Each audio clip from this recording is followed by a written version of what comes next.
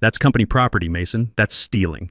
I was still holding the feeder mouse, still halfway through scanning the damn thing when she barked it out across the register like she was Judge Judy on steroids.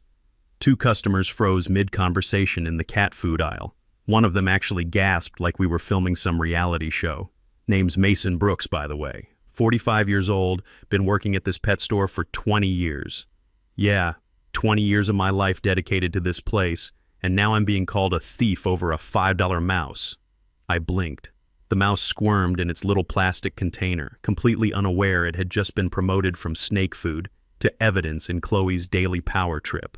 I said nothing, not because I agreed with her nonsense, but because when you've worked retail for 2 decades, survived 3 different owners and more managers than I can count, you learn real quick that arguing with the clipboard crowd only feeds their ego. So I just stood there, let her slap that right up on the counter like she was serving me divorce papers. Her pen scratched across the paper with the smug satisfaction of someone who'd never cleaned snake cages at 6 a.m. or dealt with a sick iguana on Christmas Eve. Theft, she underlined it twice like that $5 mouse was the Hope Diamond or something. I signed it. Had no choice, really. Refuse and they call it insubordination. Contest it and suddenly you're being difficult. So I took it, took her smirk, took the whispers from customers who probably thought I was some desperate old guy stealing pet food. I went to the break room, sat on that rickety metal chair next to the mop sink. 20 years of work, and now I was the mouse thief. Time to find out what was really going on here. Let me tell you about Chloe Sterling, fresh out of some management training program, 29 years old, armed with nothing but corporate buzzwords and a shiny name tag. She'd transferred from another store about 3 weeks earlier, floating in on a cloud of hand sanitizer and motivational quotes about synergy and team optimization. From day one, I could smell trouble. The ambition, the insecurity, the desperate need to prove herself by stepping on anyone who looked like an easy target. And me? Well, I was perfect. Older guy, set in my ways, comfortable with my routine. In her eyes, that made me lazy. Day 2 of her reign, she asked why the turtle tanks didn't have digital inventory tags. I told her, because turtles don't scan themselves. She didn't find it funny. Day 4, she audited my feeding logs and wrote me up for putting Grumpy in the temperament section for one of our snapping turtles. It was accurate, but apparently not professional documentation standards. Day 8 was the mouse incident. After I left the break room that day, I found out she'd already updated next week's schedule. Cut my hours by 12, moved me exclusively to register duty. No more back room, no more animal care, no more of the work I'd been doing for 2 decades. Was being moved to the front like some kind of problem employee they needed to keep an eye on. Here's what really got under my skin. She didn't write me up because she thought I actually stole anything. She did it because she wanted everyone else to watch. Fear spreads faster than kennel cough, and she knew it, so I played along, took the register shifts, smiled at customers, bagged dog food like I hadn't just been kicked in the gut with a clipboard. But I also started watching and waiting. While Chloe strutted around optimizing workflows and locking the inventory tablets in her office for security, I noticed things. Small things. A snake counted twice in the same shipment log. A delivery marked DOA that I'd seen moving around just fine an hour earlier. Line items that disappeared after her night shifts. I didn't get angry. I went home, opened up an old notebook, and wrote one word across the top of the first page. Evidence. Because if Chloe wanted to play games, I'd give her a game. Just not the kind she expected. The first time I saw a gecko labeled "Arrived Deceased" wink at me 2 hours later, I figured it was a mistake. Computer glitches happen. Maybe someone clicked the wrong drop-down menu.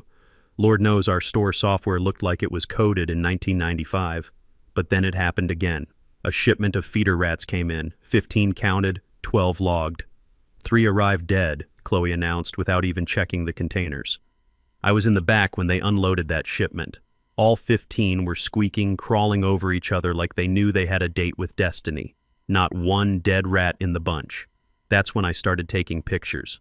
Just quick shots with my phone, nothing obvious. Pretended I was checking shipping labels or taking photos for social media posts. Nobody questioned it. After all, I was just the old mouse thief, invisible and irrelevant. Chloe had taken over all vendor check-ins to streamline the process. She'd lecture about corporate oversight and chain of custody procedures, then lock herself in the stockroom with delivery guys and handle everything alone. Kept the inventory tablet with her at all times like it was Fort Knox. One evening, I was cleaning a broken bird cage in aisle 6 when I heard the back door open. Not the usual metal-on-metal screech. This was careful, quiet. I peeked around a display of dog beds just in time to see Chloe hand a plastic container with 2 young corn snakes to some guy in a leather jacket. He passed her a folded stack of bills. No receipt, no paperwork, no nothing. I didn't confront her, didn't gasp or run or pull some TV detective nonsense. I just noted the time and took a photo of the empty shelf after they left. Next morning, those 2 snakes were listed in the system as never arrived. That's when Logan Hayes, one of our newer guys, barely 21 and still believing in fair workplace policies, leaned over while we were stocking rabbit food and whispered, "I saw her sell snakes straight from the delivery, cash only." My spine went cold. It wasn't just me seeing this. I wasn't paranoid. I was paying attention. Chloe made herself busy that day, announcing new security protocols and inventory accountability measures. Meanwhile, she stood in front of a tank full of fish nobody had ordered, pretending to care about water quality. That night, I went home and made 3 columns in my notebook: date, animal, Chloe's story. I was ready for the next shipment. When it came, I watched her receive a crate of exotic frogs. 4 listed on the invoice, only 2 made it into our tanks. One of the missing ones had this distinctive blue stripe down its back. I remembered it because it looked like someone had painted it with a highlighter. 2 days later, I found that exact same frog listed on Facebook Marketplace by some reptile enthusiast. Same stripe, same tank background. You could even see part of our price tag in the photo. I screenshot everything, printed it, filed it. By this point, I wasn't even mad anymore. I was building a case. Chloe was betting that nobody cared enough to check, that retail workers would either quit or keep quiet rather than investigate a missing $30 lizard. And honestly, she wasn't completely wrong. The other staff were scared of her. Parker Wells, our assistant manager, just avoided conflict altogether. Logan had already been counseled for questioning vendor paperwork. Everyone was walking on eggshells, and Chloe was tap dancing on them. So I got quieter, not submissive, quieter. Started saying things like, "Good point," and "Thanks for clarifying" when she barked orders. Meanwhile, I kept documenting everything. Printed shipping manifests, photographed every tank before and after deliveries, cross-referenced what came in with what went missing. There were too many coincidences. A batch of hamsters marked dead from transport stress, but one had a distinctive chewed ear that I recognized in a Craigslist ad the next day. Same bite mark, same coloring. I printed that too. The stack of papers in my bedroom closet started growing. Photos, receipts, inventory logs, all sorted by date and cross-referenced. Every night I'd review them like I was studying for the most important test of my life. The best part? She had no idea. Still called me old-timer behind my back, still made jokes about watching how I handled the register after the incident. Let her think I was broken, that she'd won. I wasn't fighting back. I was building a case. The tarantula situation was the last straw. It wasn't even mislabeled. Someone had moved it from the secure enclosure to a regular display tank. Probably Chloe herself, who'd been reorganizing the exotic section that morning after her usual coffee run. But when that spider got loose for about 10 minutes before we caught it, guess who got blamed? Just after closing, Chloe stormed out of her office holding the container like it was a live grenade. This is how people end up in the ER, Mason. You're lucky we don't fire you on the spot. Lucky. That word landed like a slap. 20 years of never missing a shift, never calling in sick without coverage, once finishing a day with a broken finger because we couldn't leave the animals unattended. But now I was lucky not to be fired over a spider that didn't even bite anyone. I didn't argue, just wiped my hands on my apron and nodded. Won't happen again. Then I clocked out, drove home, and sat in my driveway listening to the engine cool down while my hands gripped the steering wheel. This wasn't about the tarantula. It wasn't even about me.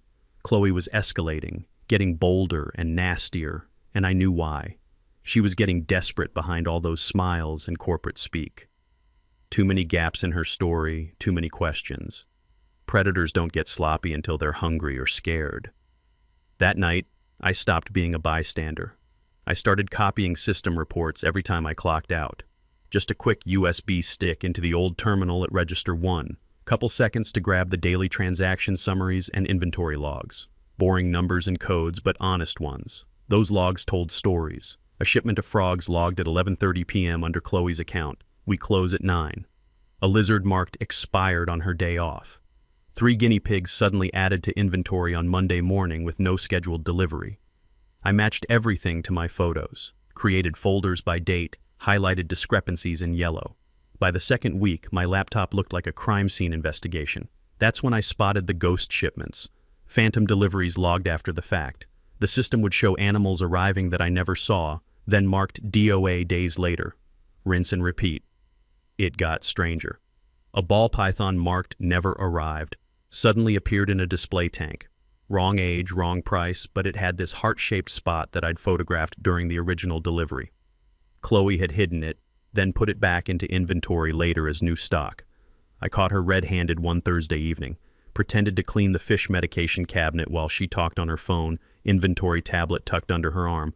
No, I told you, I'll mark it DOA. It's fine. The vendor doesn't need to know. She saw me watching, smiled that fake smile. Everything okay, Mason? Just grabbing cleaning supplies, I said, played it cool. But that night, I downloaded the entire month of vendor entries and built a spreadsheet, put my notes side by side with the official logs. Dates, species, quantities, status changes. It was like watching a magic trick in reverse. Every misdirection became obvious. She was laundering animals.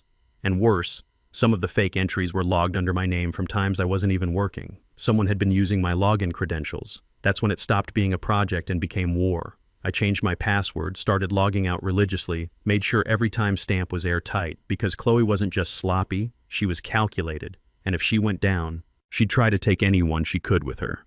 But I had something she didn't. I had the truth, and I had patience. She wanted me gone? Good. Let her think she was winning while I built the trap. The pet trade operates on trust. Animals come in, animals go out. Things die. It happens. But there's a pattern to natural loss, and what I was seeing wasn't natural. It was systematic theft disguised as business as usual. 43 animals. That's how many I counted flagged lost or DOA under Chloe's login in just 21 days. Frogs, snakes, feeder rats, fish, even 2 ferrets that were alive Friday evening and magically expired by Monday morning. That's not bad luck. That's a business plan.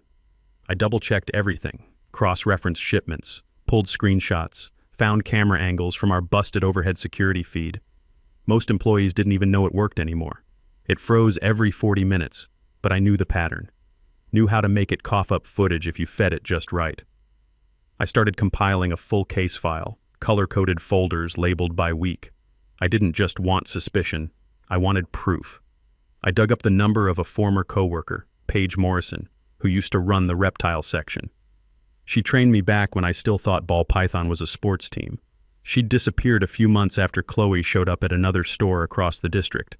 Word was she got written up for inventory discrepancies and quietly let go. So I called her. We hadn't talked in years, but when I said it's Mason from the Eastgate store, she didn't hesitate.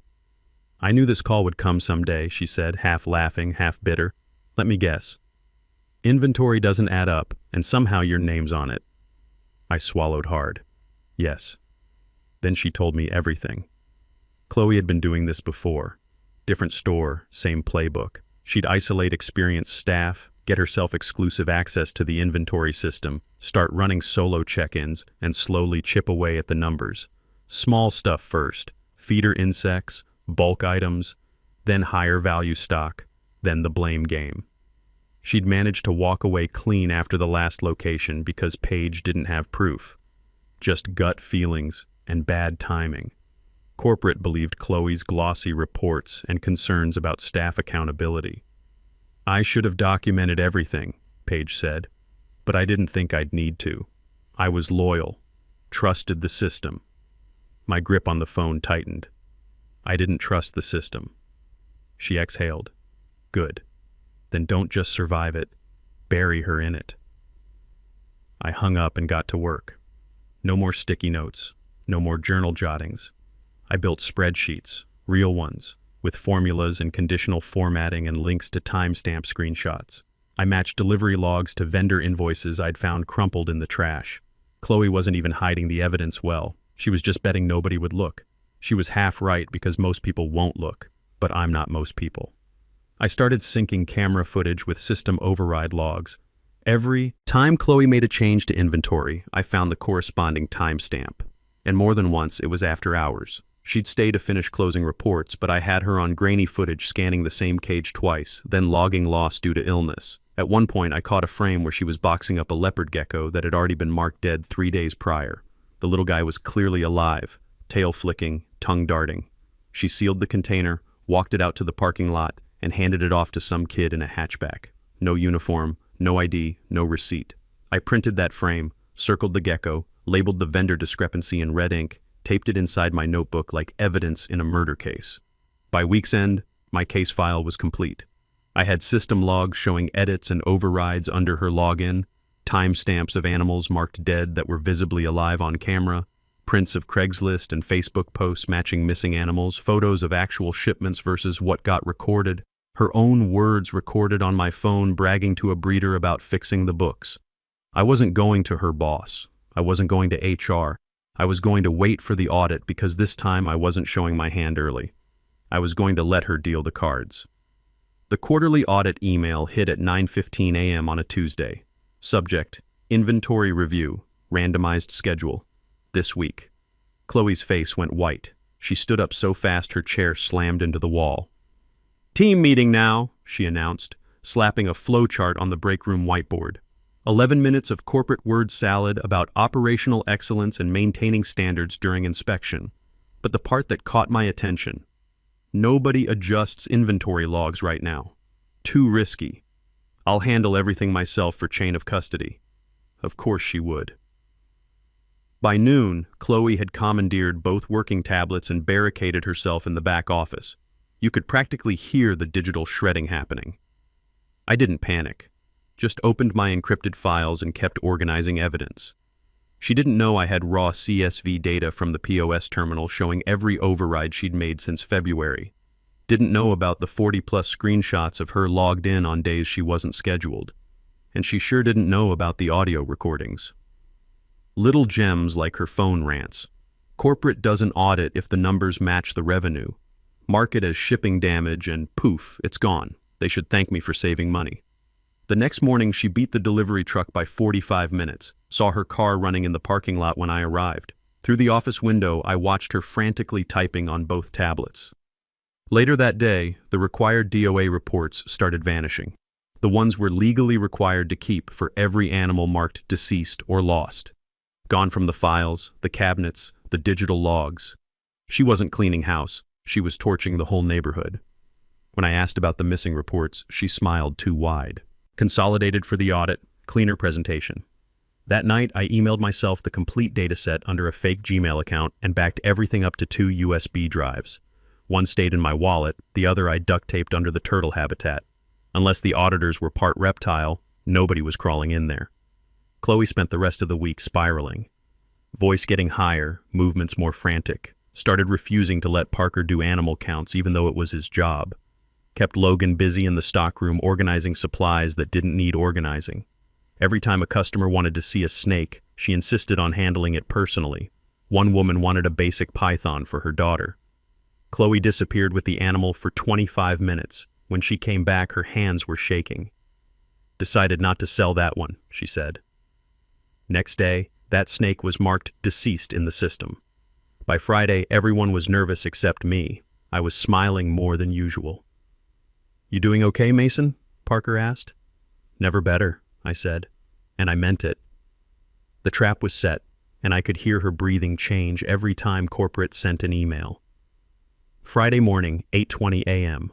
3 people in business suits walked through our front door with badges and clipboards. No warning, no phone call.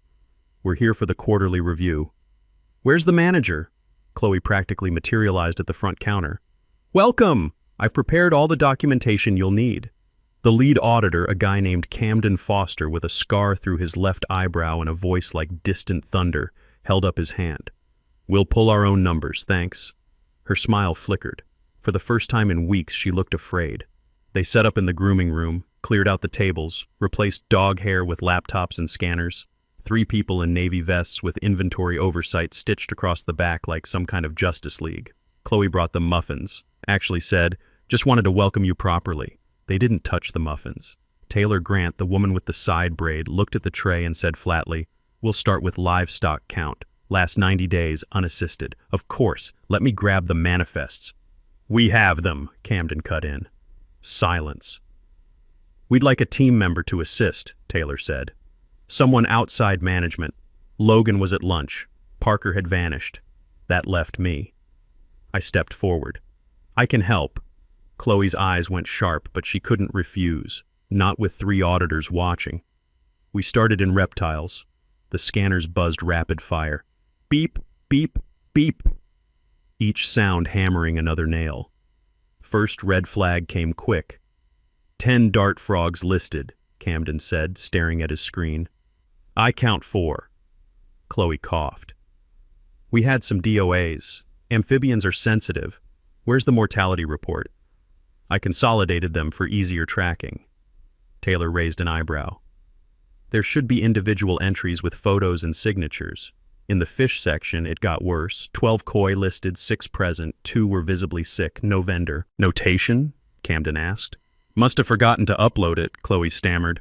"The vendor doesn't list koi in their catalog for the past 4 months." They looked at each other. Not confused, confirming. "In the small mammals section, 6 geckos on the manifest," Taylor said. "None present. Rescue pickup. Informal transfer. Policy prohibits informal transfers." We kept going. Each discrepancy hit like a hammer blow. Camden finally turned to Chloe and said quietly, "Ma'am, stop talking." She fell silent. I handed Taylor the last manifest I'd found. One Chloe claimed was shredded. It showed 2 juvenile boas marked DOA, both sitting healthy in a display tank 10 feet away, selling for $320 each. Taylor's finger stopped on the page.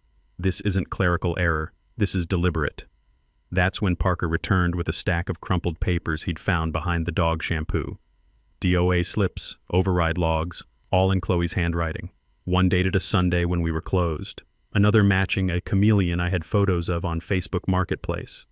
Camden pulled up Chloe's system activity, filtered by her login, last 90 days.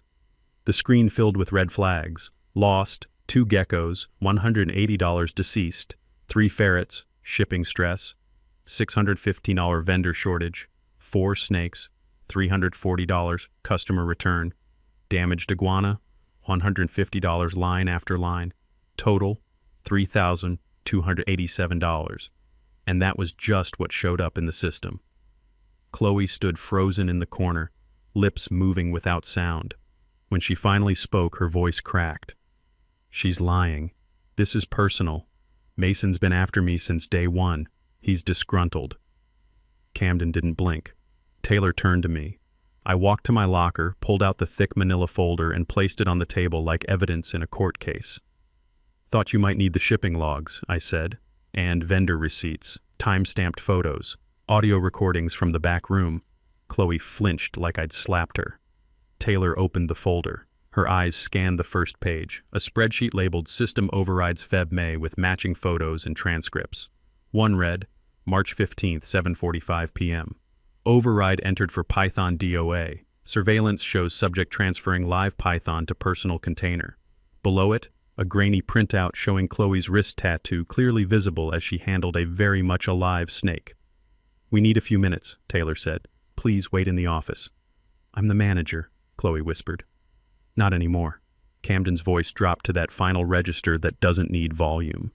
She shuffled toward the office like someone walking through a nightmare. At the door, she turned and pointed at me.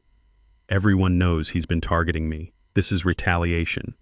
I didn't look at her, just said calmly, "You signed every line." Camden looked at the totals again. $3,000 in fraudulent adjustments on a part-time manager's salary. That's not accounting error. That's theft. They called the regional director, Wyatt Coleman. He arrived with the kind of clipboard that means someone's getting fired and possibly arrested. Walked straight into the office with Chloe, shut the door. 15 minutes later, he came out alone. "Mason, could we talk?" I followed him in. Chloe was standing by the mini-fridge like gravity had stopped working. Her eyes darted between Wyatt and the evidence folder like she could make it disappear through willpower. Wyatt placed his hand on the folder. "We can call the police now, or you can explain this first." She started babbling about being framed, being targeted, but Wyatt just pointed to the ceiling camera. "We have footage, logs, your credentials, voice recordings. Do you know how rare it is for someone to document this thoroughly without making a single mistake?" He glanced at me. I focused on a coffee stain on the carpet, small and permanent like evidence. Chloe collapsed into the chair like her bones had given up. "Security's on the way," Wyatt said. "Stay in this office. Don't touch anything." 2 guards from the mall showed up 10 minutes later. They walked her out the back. She glanced at me once, like I owed her something. I didn't blink. Wyatt came back an hour later.